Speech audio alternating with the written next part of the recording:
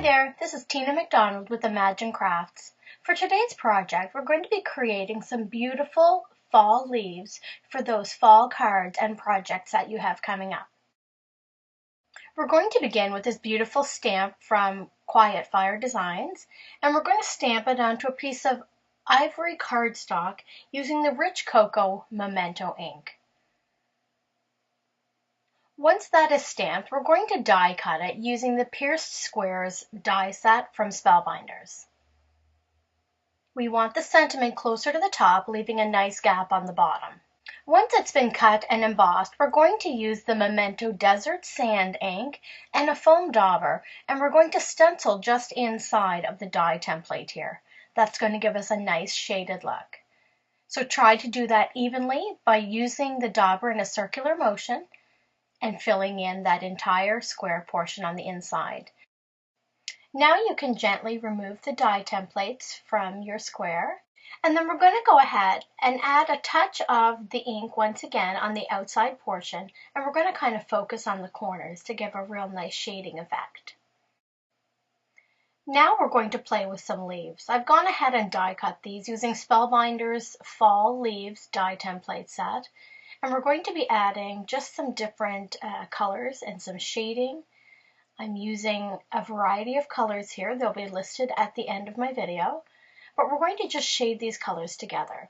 You'll notice in the largest one it had vines in the stenciling portion of the die. So I left it in the die template to add the stenciling portion. The rest do not have that same thing. So I just took them out of the die template and I'm adding a variety of colors.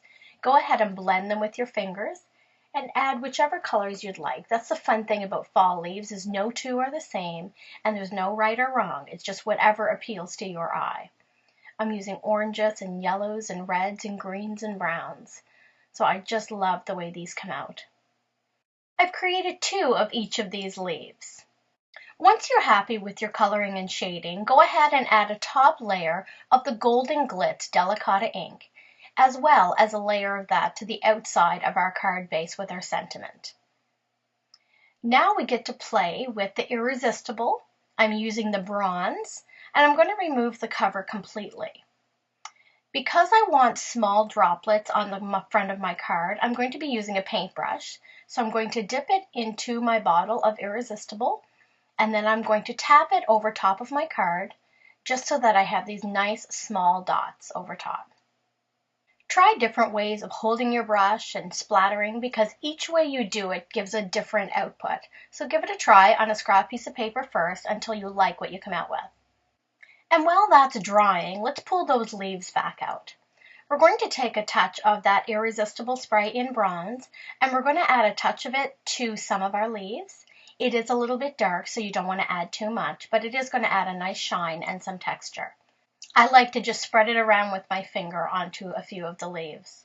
Now to the rest, we're going to add the Goosebumps texture spray. So this one is clear, and we're going to do this in a similar way. We're just going to place some little droplets on top of some of our leaves.